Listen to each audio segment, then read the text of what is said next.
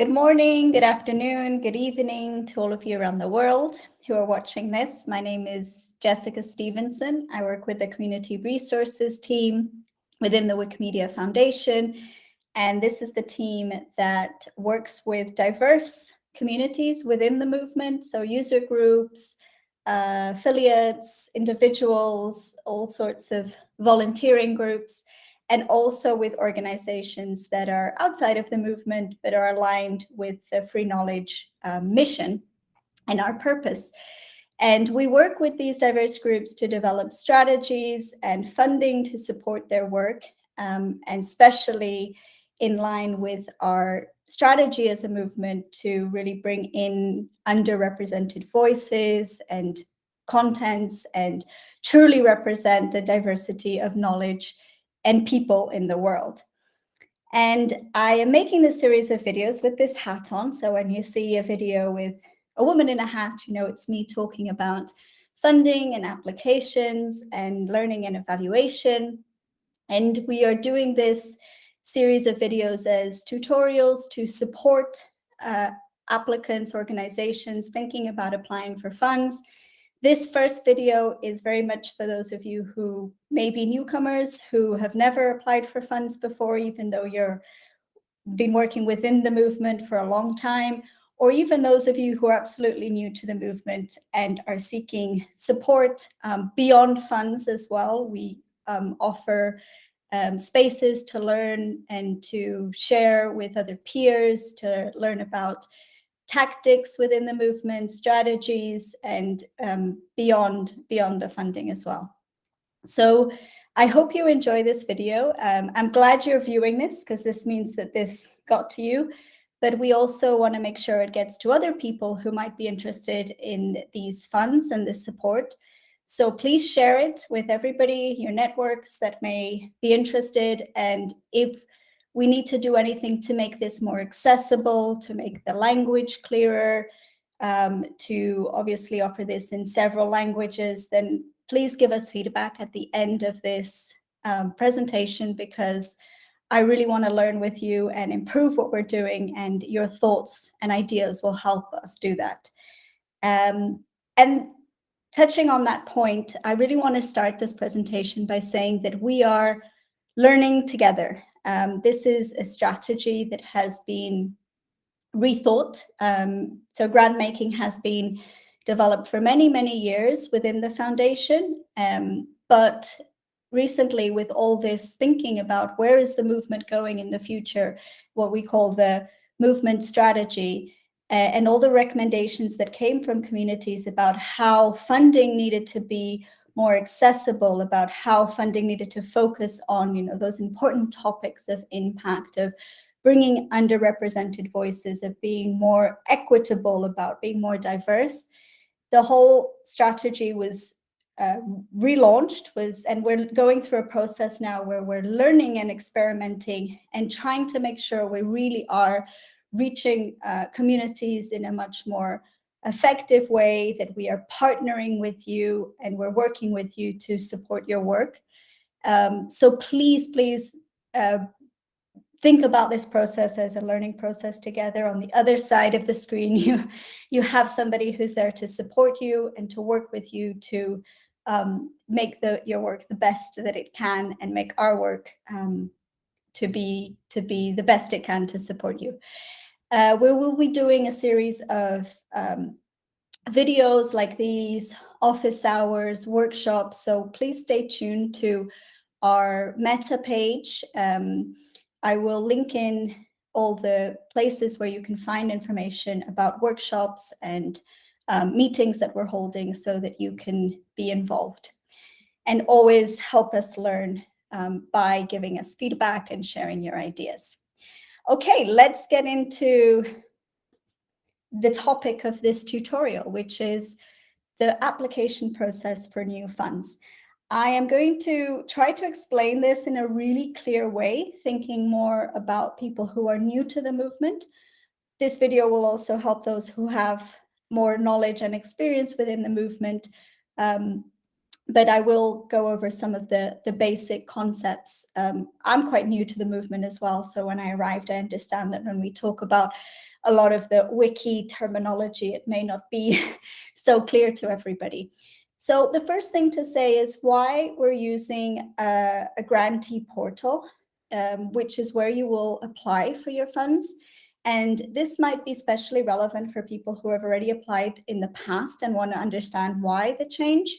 And it's not really just about changing a software and taking the application off Meta, which is our main wiki across projects to share and where applications were done before. This is really about responding to the need to reduce barriers, application much more accessible. So it can be in any language.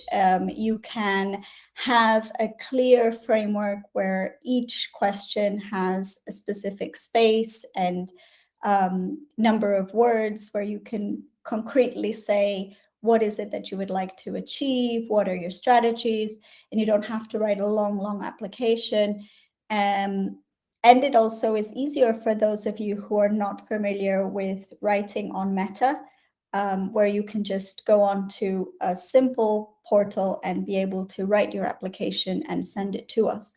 But we really want to know, are we reducing those barriers? Are we making it easier? So as I said, we will be learning and hearing from you as you apply to see how we can make this even more accessible. Another thing that is important is that the portal allows us to capture information in a way that will help us truly understand what it is that you're going to develop in your proposal, how you are going to measure that, how you're going to learn from that work, and in a way that we can later be able to analyze that and sit down and discuss it with you and look at the results and be able to share that with your communities and also amongst different grantee communities, and also to people who are partners or donors and other people who should know the impact of your work. It also allows you to manage the full funding process. So from when you apply, you'll be able to know all the different stages of approval, of transferring the funds. If the proposal is approved, you'll also be able to do your reporting directly on the system, and we will manage it, all the information in one centralized space.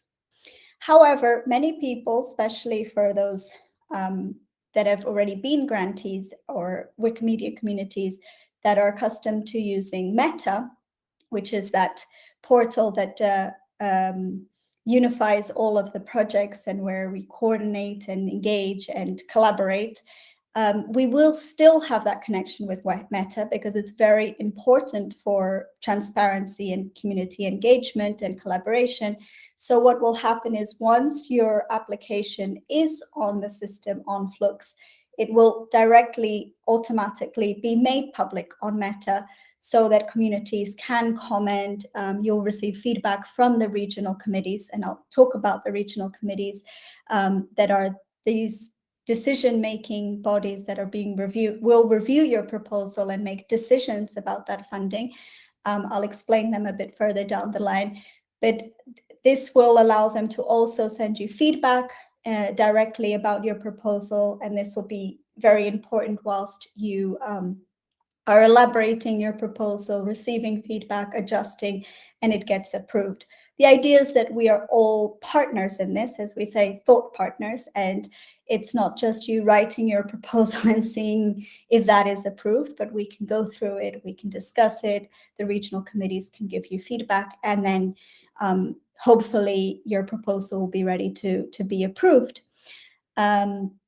So this is what we hope to do with the new system, and many of you who have been former grantees will be asking yourselves, why this change? And it's not, as I said, just a technological change. It's a change that goes in line with what we are thinking with the movement strategy of making things more equitable, accessible, and bringing in new voices and being able to really learn from our work and capture data in a meaningful way. So for those of you who are also new to the new funding system, so as I mentioned, the grant making in the Wikimedia movement, especially led by the foundation, has been going on for many, many years. but in the last year, it's been revisited. There were several discussions with community members to see how we really needed to respond to this desire to decentralize the funding decisions, to really make decisions that are closer to the context and to the communities, set up these regional committees, and also make this much more accessible and reduce those barriers to some of the organizations that have never even known about the funds, much less been able to apply for them. So I wanted to just go over briefly what are the types of funds that are within this new Wikimedia funding strategy, so that you know which one is the best for you. In this video, I am going to concentrate on the Wikimedia Community Fund, which is a very flexible system of support that is directed at Wikimedians. So these are communities that are already part of the Wikimedia movement, and their main mission is to work on Wikimedian projects, and their work is aligned with the movement strategy direction.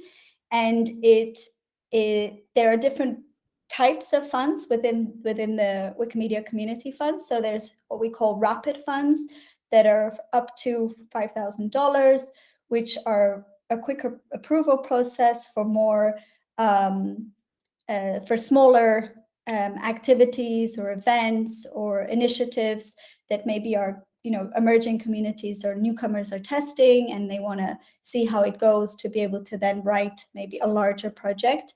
And then they have a general support fund for those communities that already have established programs and processes and for their operational costs. And this has a distribution that is defined by region. And there's also the conference funds for those who are organizing conferences. The Wikimedia Alliances Fund is for mission-aligned organizations, particularly those in underrepresented communities, so communities that haven't been participating actively within the Wikimedia movement. We know there's a lot of gaps in representation, so it might be because of gender, because of geographical diversity, cultural diversity, income levels, youth. And we want to really work with organizations that are working to promote the free knowledge movement, and obviously their mission is aligned with Wikimedia, and in bringing these underrepresented voices and contents, and how working together will also allow us to amplify our work within the movement, but also that organizations work. So it can be a non-governmental organization, a social movement, it could be universities, think tanks, institutions who are working within the free knowledge ecosystem. And finally, the Research and Technology Fund is for improving technology and tools and research around Wikimedia projects. So they're proposals that are very much focused on those areas. So a lot of testing, experimentation, trying out new approaches, working with new technologies. And this is a new fund that we recently launched, and we're excited to hear from any organization out there who is interested. So before applying, just make sure you check the criteria for each one and to see where you best fit in. If you have any doubts, you can reach out to the team.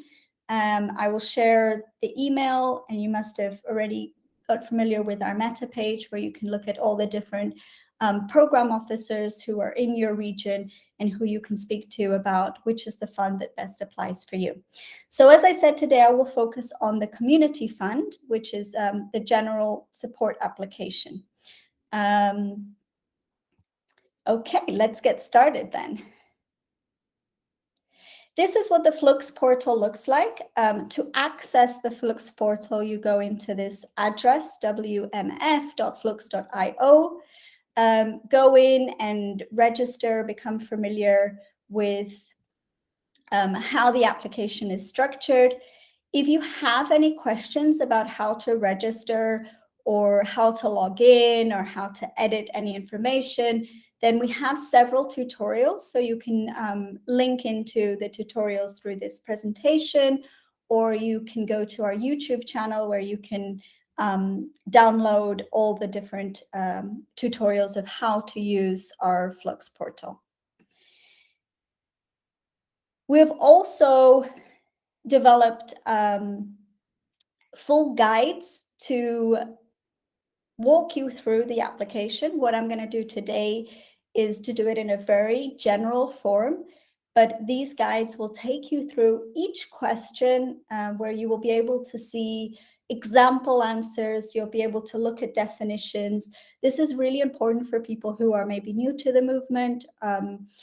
There's a lot of terms that maybe you're not aware of when we talk about the knowledge gap, or when we talk about campaigns or education in Wikimedia. What does that mean? So you'll be able to look at definitions and also see examples of resources. So some good practices, some recommendations, some example projects, and you'll also be able to maybe contact some networks that are already working in those areas so that you can find out more about them. So this guide is really a detailed document that will give you a lot of different guidance on how to develop your proposal. So take your time to look at it, and please, again, give us feedback if anything needs to be clearer or simpler. We'd love to hear from you. We also have an application template. So this is on a Google Docs. What you can do is you can download that document or copy it if you use Google Docs. You can work on your own application. So you'll see each of the questions, how many characters are expected from each answer, and you can work on your application offline. And then when you're ready, you go on to Flux to be able to put it online. On Flux, you'll be able to save it continuously, but some people might have difficulty with connection with internet, and they might be more comfortable working on a draft offline and then putting it online when they're ready to submit it. Okay, so let's get into the fun part. Let's get into the application form itself. So the first part, the eligibility section, is really straightforward. It's going to ask you about general information about the applicant. So are you applying as an individual, or as a Wikimedia affiliate, or as a nonprofit organization? Some of your general contacts. If you have any questions about this, really refer to the guide, and it should be pretty straightforward. We'll also ask you questions, for example, what's the mission of your organization? Do you have wiki usernames? So are you currently active on any wiki projects? If you don't know what that is, or you would like to, but you haven't got any wiki usernames, we'll also in the guide send you into a link where that will be explained, and you can register on any wiki projects. If you do have wiki names, then you can write them down, and we'd love to know more about your team with your work on those wiki projects. You'll also be asked if you need a fiscal sponsor for your proposal. This may be for grantees who can't administer the funds themselves for any restrictions or organizational issues, or prefer to administer the funds through another organization. And in the guide, you'll also be linked into an explanation of all the cases where you can use a fiscal sponsor and how to register a fiscal sponsor. If you have any doubts, you can also mention this, and we will contact you to be able to review this further. Okay, so that was just the kind of introduction. Now we get into the really interesting bit, which is where you actually start to talk about your proposed work.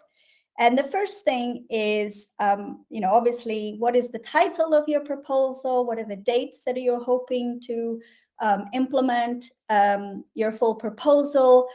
If you are focusing your work in one country, or perhaps it's a regional approach, so you're going to work on several different countries, or even a global project, like many of our Wikimedia initiatives, like campaigns or global outreach. So you can define where your geographical scope is. And then we go into like the really 3 important questions, which will tell us what is the main challenge that you're trying to solve in your work. So what is it in your context? What is the main key issues that you hope to change and that is driving your proposal? And then how do you hope to achieve this? And we don't want you to give a super detailed account of every one of the activities of every single program or every single strategy, but just basically what are your main strategies to be able to bring about this change? And based on that, then, what is the objective of your proposal? What is it that you want to achieve at the end of your work? And when we talk about objectives, they should really be, specific goals that can be measured at the end. So, I want to, in 1 year's time, be able to show that I did X, and I am going to measure it in this way. So this is really important so that we know exactly where you're going to focus your work and where your mission is. Then after that, you can go on to describe in much more detail what are some of the main strategies and, if relevant, some of the activities that you're going to develop. If you have any doubts in the guide, we have some examples of what we mean by objective, of what we mean by strategies, of activities. And as I said, try to focus on the main thinking behind your work. What is your goal? How you hope to achieve this? What is the strategic processes that you hope to develop, and not the detail of every single specific activity that you are doing. So just to remind you, going over those tips, keep it short and strategic. Committees will be reading a lot of proposals. They need to grasp the most important elements. And as there are limits in the number of words or characters you can write, then it's important to think about this in the most concrete way. Don't try to tell the full story of your organization or all your plans or absolutely everything you're doing. Focus on the work that you hope to develop with these funds. You can also annex documents, so you can place several documents into your Flux application where additional information that will help us and the regional committees understand your work. Try not to overload them with documents as well, but just annex those that are really important for us to get a fuller picture of your work. And think obviously of what are the possible risks involved in developing your work and how you hope to mitigate these. So we know that obviously in the context of COVID and ongoing effects of that, there will be a lot of risks apart from other risks that may exist in your context that may make your work difficult or set any barriers. So try to really talk about these and how you hope to reduce those risks or address those risks. And think about the flexibility that your plan needs, because this is why we don't want you to tell us all the detail of all the activities and everything you're going to do, because we want you to have a clear picture of the path that you're going to take, what is the strategies and the tactics you're going to use. But the specific activities can be defined as you implement and as you adjust and as you learn throughout your work. So Wikimedia has identified knowledge gaps, as I mentioned, and these gaps can be in contents, so in the material that exists in Wikimedia projects, be it in Wikipedia, for example, in articles that are not written about certain representative of certain groups, peoples, locations. It could be on Wiki Commons, it could be on Wikidata. Just a note there, if you're not aware of all the different Wikimedia projects, in our guide, we also link you into a description of each one of the projects, and you may like to discover, apart from the well-known Wikipedia, where else could you work and where else could you contribute? And there's really interesting examples there. And there's also gaps in terms of contributors, in terms of people who are editors or people who are organizing Wikimedia work, who are helping mobilizing volunteers. And we know that there's a lack of women who participate in some areas. There's a lack of gender diversity. There's a lack of ethnic, religious, cultural diversity, linguistic diversity in those contributors to Wikimedia projects. So we really want to know how you're focusing on addressing some of those gaps and how your work is going to be able to bring in those new voices in contents and contributors. So these are two questions where, although it's multiple selection and you can say exactly where you hope to be addressing those gaps, we also want you to talk a little bit more about this when you talk about your strategy, when you talk about who are your participants, how you hope to bring them in, how you hope that those participants will continue to participate after your work has been developed. So let's say after you carry out workshops or after you carry out an event, how do you hope to grow as a movement and that they can become really part of the community and contribute in a more permanent basis? So we really want you to describe how you are going to bring in these diverse groups. We also want to know what proposals are focused in key areas where the Wikimedia movement is working. So these are topic areas, thematic areas. You can mention others as well. We've mentioned some of the most relevant ones. Again, in the guide, you will be able to find descriptions of what it means to talk about advocacy, human rights, public policy. You'll be able to go into some examples of those projects. We recommend also looking at our resources page, where we have even more information about some of the good practices that have been developed and initiatives that you can connect to. So tell us about your work. Tell us how you hope to connect to these areas or other thematic areas that may be important.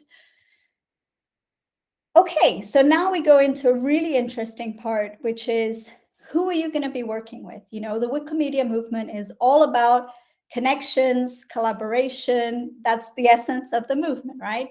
Particularly when we're talking about free knowledge. So we want to hear, first of all, who are your connections? I'm going into that green box. Who are your connections with existing Wikimedian communities in your context? So we know that in a country or in a geography, there could be several Wikimedian communities. It's not just one. And we want to know how you're working with volunteer groups, how you're working with an affiliate if you're not the affiliate yourself, or other user groups. If you're not a Wikimedian organization, but perhaps just a group of individuals or a mission-aligned organization, this is especially relevant. How are you connecting with Wikimedian communities in your context? Have they been involved in the development of your proposal? Are they aware of it? How have you communicated it? What role may they play in its implementation?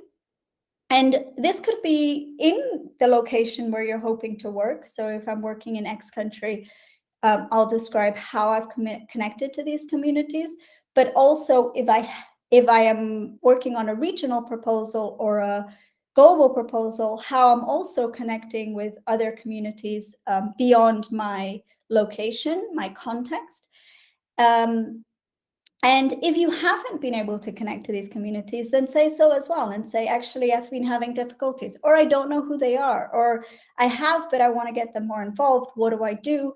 And this is a space where you could also write about these needs and how we can help you connect with these communities. And this is especially relevant for people who are new to the movement or first-time grantees.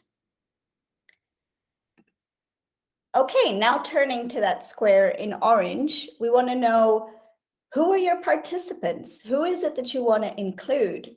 What characteristics they should have? Do they need to have any previous experience with Wikimedia or in any other area to be able to participate? And especially if you mentioned before in the previous questions around contributor gaps and maybe some underrepresented groups that you want to bring in, it's really important here to describe how you hope to do that, how you hope to reduce some barriers that may exist for them to participate. How are you going to incentivize that participation? How you hope they will contribute? Are they going to be participants in an event? Are they going to become editors? What support are you going to give them so that they can continue editing after you've realized you've done your work, your workshops, your training, your editathons, your activities? How do we make that contribution sustainable in time? This is also referred to often in the movement as retention. And we know that not all processes imply that contributors need to continue contributing. Some things are one-off.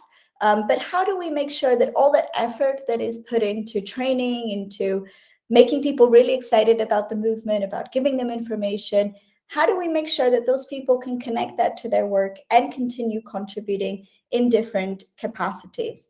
How do we think about developing new organizers? A lot of the work that you're doing, we need more people doing that work. So how do we get people volunteering, training, doing things offline, and even thinking about people that you can bring into your organization as members, as staff, perhaps in future? So how are we building also that growth and that new leadership and diverse leadership that our organizations need?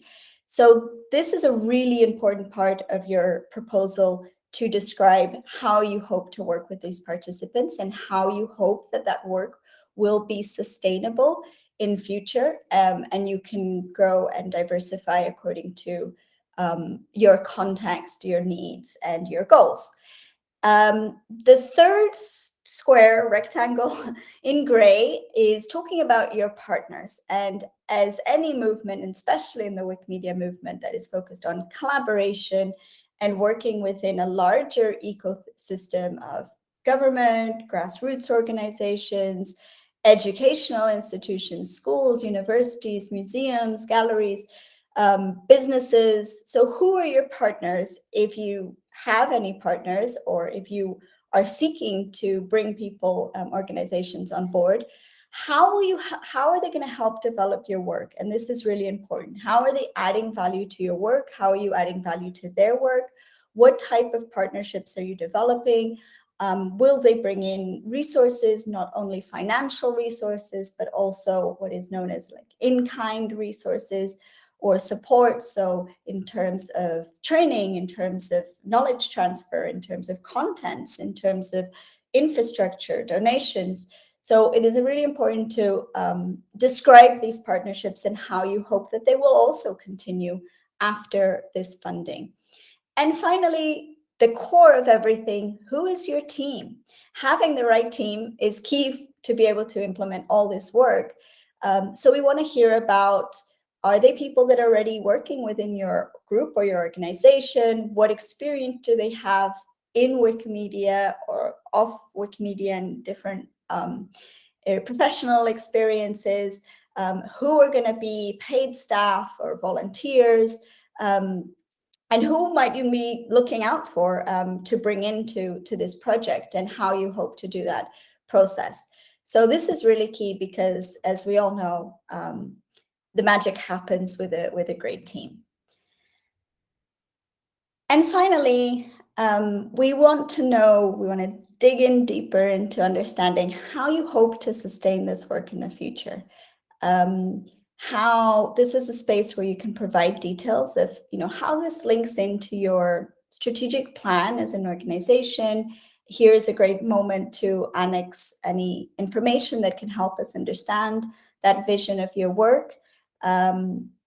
So how you hope to continue to develop this proposal, if it's relevant. It may not be relevant for all proposals. Some of them might be just one-time experience, but how that one-time experience, for example, if it's a research or you're testing new approaches, how are you hoping to use this in future? If it's expanding, for example, training new participants or creating new contents, how will you hope that these participants will continue to participate? So, for example, in educational programs, if you're training teachers to use Wikimedia in the classroom, how are you going to follow up on this and create a community of practice and see what support they need further down the line, so that this can be taken to more teachers and it can be more integrated into the educational system. So it's just talking a little bit about how you hope that will evolve in future and perhaps even scale. And also, we would like to connect this to the movement strategy recommendations. So for those of you who are not aware of what are the movement strategy recommendations, that were a result of long discussions, several years of discussions with communities that were participating and thinking about the vision of the Wikimedia movement in the future. It's a good time to take a moment to read through those recommendations, to understand them more. We've linked in the guide a summary of those recommendations. So, for example, if your work is focused on developing skills, this really relates to several recommendations around skills development, capacity building, leadership. If it's focused on really bringing in newcomers and creating safe and inclusive environments, that's very much connected to movement strategy recommendations. So it's really important here for us to see those connections. So this is the part that I like the best, the learning and evaluation. So far we've talked loads about what are those challenges, what it is that you want to change, what are your goals and your strategies. But now we need to ask, how are we going to evaluate this? How are we going to see if we did bring out that change with the activities that we developed? How was that change a result of our efforts? What can we learn from our work? What worked best? What maybe didn't work so well, and what we may need to adapt? What we can teach others about our work based on our reflections. So this is the golden rule. We start by saying there's lots of ways of evaluating, and some evaluations collect lots of data, lots of long reporting, and then you're not quite sure, what is this telling me? And how do I tell others about this? So we want really to focus on a learning and evaluation that is useful to you, to what you need to learn about your work, so that it helps you in future, so that you can tell the full story of your work. Look, I didn't do all of this just to, bring in 50 contents or, 50 editors. This took organizing, this took a lot of innovation, this took thinking about training, this took, thinking about different approaches, it took reducing barriers. Let's tell the full story of that work, and let's look at what it was that made the difference. And maybe what was that we did a lot of effort that didn't make a difference. So what we might need to adjust. So this is the learning and evaluation, and a lot of effort needs to go into thinking about what is the data that we need to collect to be able to learn and tell this story. And also how to tell the story. So it's not just about us collecting a lot of really good information through data, through interviews, through maybe case studies, through some nice videos and reports, but how do we put this together in a way that we can communicate this to our communities, to our partners, to future participants, to get them excited about the movement, and it can be easier to bring people in future, but also to donors, to the foundation as well. So there's a whole ecosystem of people that we need to communicate this to. And like I mentioned, and this is so important, is we need to dedicate time to do this. And I want you to consider in your proposals not only the resources that are needed for learning and evaluation, but also how you need to create spaces where you can put this together to be able to reflect as a team, reflect as an organization, and also share these with others, so we can learn collectively, and it's not just something that is in a report and processed away. We need to bring it back on the table and spend some time discussing together and thinking what it was that we did, and what we can learn from it. and do things that are possible. So, that doesn't take all our energy, that is part of our day-to-day work. We will have limited resources and time, and you have a lot of work to do to be able to create all this change that you want to create.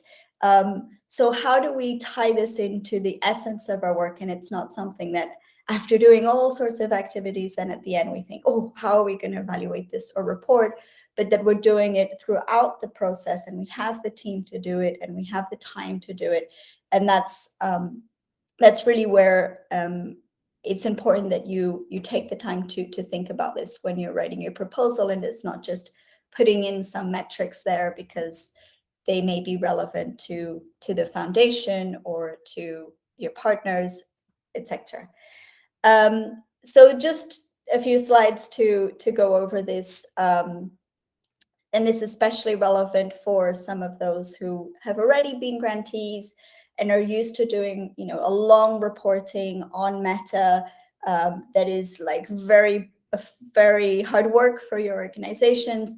But it's been really difficult to do all those things that I mentioned previously, capture that data, aggregate that data to show the full picture of what all the grantees are doing, show all that impact, but also be able to have enough information to really learn from our work.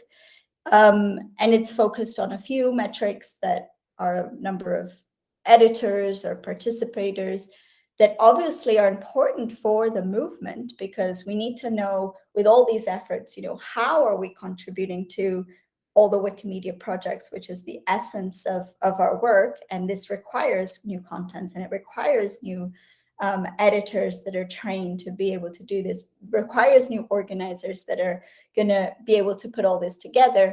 But those metrics, as I've said, do not tell maybe the full story of all the work that that you are developing. And as I mentioned before, numbers can tell us maybe what happened. So we created, 50 new articles, we brought in 50 new editors, but exactly how that happened, what tactics were used, did it take a 1-day training, or was it a 3-day training, or was it some incentives in place, or was it helping with connectivity, or was it connecting to topics that were crucial to those people that they could write about that, or a moment in time when there was a mobilization around a key issue and we connected to organizations that were developing those issues. There could be a number of reasons of how and why that happened, and that's what we need to learn and evaluate. So as you can tell, I'm very passionate about this, and I could talk about it a lot, but I want to keep this as brief as possible so that you watch this and it is useful when you are writing your proposal. So all of that being said is that we really want to work with you as thought partners. If you find that you really need support to be able to think about your learning and evaluation, I want to work with you to think about what are those key metrics that make sense for your work so we can do all that learning. What are some of the tools that you may require? And this will be specific to every fund. So we can sit down, we can go through it, we can think about it. Your regional committees will also be offering a lot of feedback on this issue, and we can work with them to also provide that support. Jumping to the metrics and starting to fill out new numbers and targets, take your time to really think about what it is that you need to learn from your work and how you hope to evaluate your results in a way that is useful to you and to your work and to your context. So one way that we've done this, there's a lot of methods, but one way that we thought as a team, as a community resources team, that has been really useful to evaluate our own work is to think of our theory of change. So start by going back to what you wrote in the start of your proposal about what it is that you want to achieve, what it is that you want to change, what is that main objective that you have, and what are the strategies that you think are going to bring that change. That is your theory of change. So I am assuming that if I do X, so for example, I'm assuming that if I train teachers in a certain way to be able to use Wikimedia with their students, I will be able to achieve Y, which is greater use of Wikimedia in the classroom, and also students who are active editors writing about contents that are important. So that is my theory of change. And I am also making some assumptions. I'm making an assumption that those teachers will be interested in using Wikimedia, that it will be useful for their work. I'm making the assumption that the students will be trained enough with the skills needed to be able to apply those skills and edit and create contents. I am assuming that I will be able to work with them in a way that will engage them and will create that process. I'm also assuming that there are certain factors in the context that will allow me to do this. So if I'm trying to do this face-to-face, I'm assuming that will be possible. If I have to do it online, I'm assuming that online I will be able to work and transfer those skills, and I'll be able to support the teachers and their students so that they will do that. That's just a small example of a theory of change. So this is your theory of change, and based on that theory of change, you will need to think about what is it that I need to learn to see if this change happened. Is it because of my work? So how did that happen? Why did it happen? Were my assumptions correct? So using the example of an educational project, was not only did I engage 20 teachers to participate, 30 students editing, creating 50 contents about different topics. That is an important something changed. There is a what that happened, but I need to understand what was it that worked, that brought about that change, or what was it that motivated that change. So if I train the teachers in a certain way, how was that training useful for them to then work with students and really be able to transfer those skills so those students could edit. Maybe in some cases I did a one-day training that was online, and maybe those teachers didn't go on to work with their kids as their students as actively. Maybe the training that I did 3 days with a mentoring or a support system was really key to, because those teachers really became active in then working with students who then were able to edit, and those students were already involved in maybe some topic of interest, and so they connected it to their topic of interest, and that's why they were interested in editing. There may have been other factors that weren't dependent on my work, but that created also that positive impact. So what were those factors, and how can I incorporate those factors into my work? So maybe I hadn't realized that if students were pretty part of youth clubs or cultural clubs and that they could connect the context to those clubs, they were more likely to be able to be active editors. And that's a learning that I can then bring into my work and see how I can connect those issues with teachers and students and the workshops and training that we're doing. So this is a much deeper analysis than just looking at, I got 30 teachers to edit and students to write about contents, and I trained X amount of people.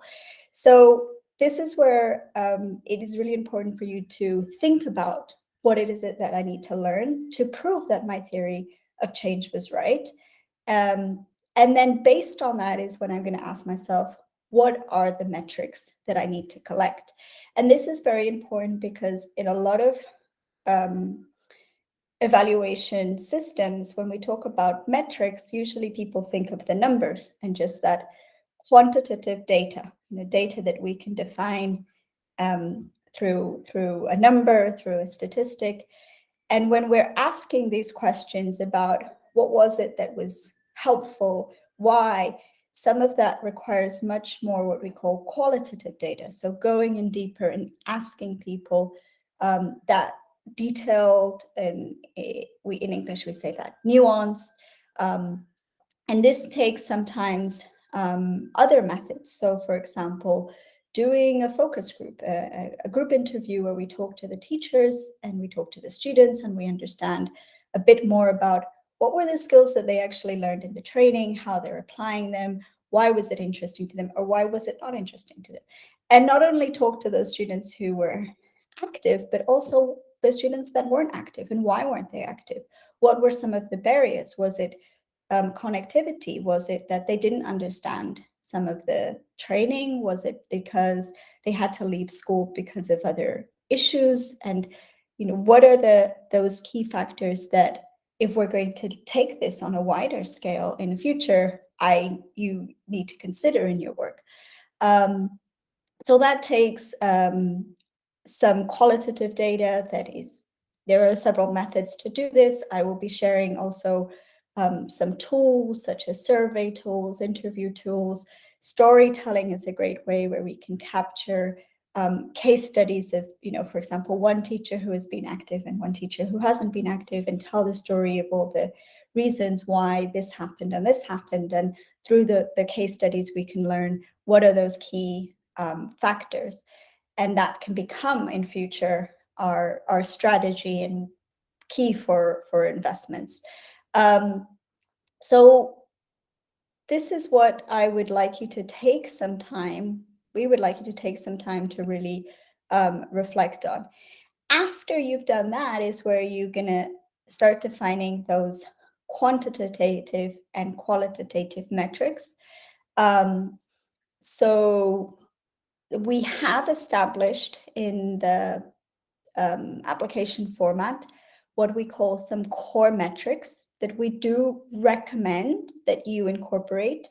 They're not going to tell the full story of your work, but as I said before, these core metrics are measured by the movement, and they are important for us to see how, through this funding, we're also contributing to bringing in participants, bringing in editors, bringing in organizers, creating new contents in each Wikimedia project.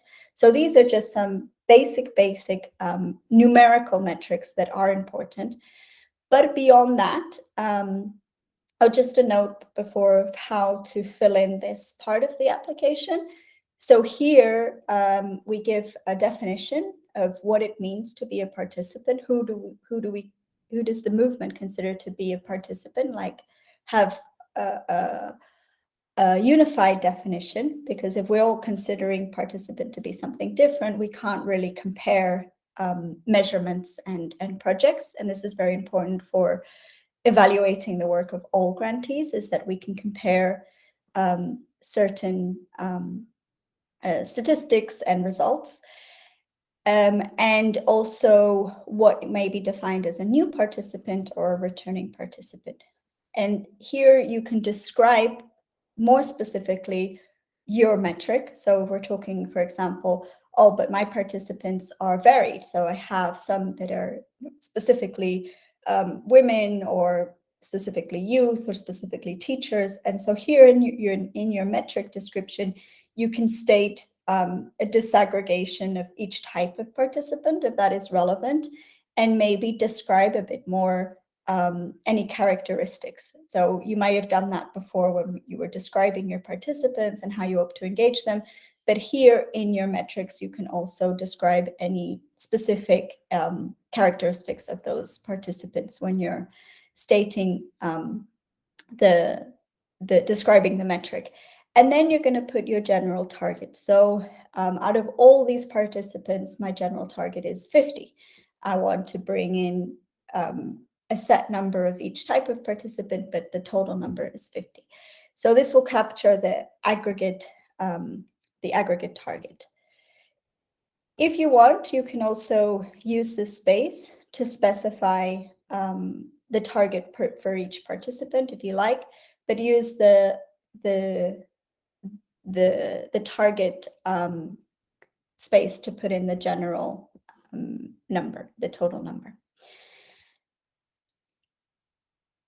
As I said, and I'll repeat this a lot because for some of you who are returning grantees, there's been a lot of discussion about these core metrics and a lot of criticism in terms of, well, that really doesn't tell the full story of our work, and we completely agree. And this is why this whole emphasis on a learning and evaluation framework that is contextualized, it is relevant for each and every grantee, and that can tell the story of their work. And this is why beyond those core metrics, we want you to focus on defining your own metrics, defining based on the theory of change, based on your learning questions, what is the information that I have to gather and how I can set some targets for that information that I want to gather. We've suggested just a few examples. You can not use those examples. They might be not relevant for your work at all, but they may be, some of them may be interesting to you. But I want you to focus more on the question is like, the open question is, what else do you want to learn? What else do you want to define? And go back to really looking at qualitative information. And for example, things like, we want to find out if the teachers learned something from the training. And so we want to test in a survey, how are they applying the training with their students? We want to interview them. We want to figure out, what was it about the training that was useful? What was it about the training that wasn't useful? Did they feel they were in a safe and inclusive environment? Did they have enough support after the training? So these are a bunch of metrics that you can define and that you can describe here in this open space. So please do not just stick to those core metrics. Do not just use those ones that have been suggested just as examples. Think of the ones that are relevant to your work. And I can't emphasize enough that we are here to help you as the community resources team, as regional committees. So you can also use this space to say, I have no idea. Please help me. Let's set up a one-to-one. Help me develop this part of my proposal because I'm not clear. Or I have some ideas, I need to test them, develop them with you. Or I don't know how to collect this data. I know what data I want, but I don't know the tools. What exists in the wiki world for me to capture data about content development or about, carrying out interviews or surveys or focus groups? Like, help me develop this, and we are here to do that for you. So with this, I close my favorite section, which is learning and evaluation, and we're moving on to one that most people are not so interested in, but is the core that defines our whole, the viability of our proposals, which is the budget. So here is the space where you are going to say, okay, this is everything that I want to do. This is everything I want to learn. This is everything that I want to measure. And these are the resources that I need to do it. And we really want you to use a template or a format of creating your budget that you're comfortable with. So for some of you, that might be just describing your budget directly on the application form in text and numbers, or it might be using a spreadsheet, an Excel or a Google Sheet, or it might be any other more sophisticated format. We have provided a template for you, just as an example of some of the things that other grantees have used in the past. And we've provided guidelines and some examples of categories of investment and items that may be useful for you. So you fill out the total amount of funding in your local currency. If you can state it in US dollars as well, using a set conversion rate. We recommend some links to use that conversion rate in the guide. You can put the amount in dollars as well, and then work on your detailed budget, as I said, using this template or using your own. The template can be downloaded from the application form itself on Flux, or you can also download it from our guide or the Google Docs application.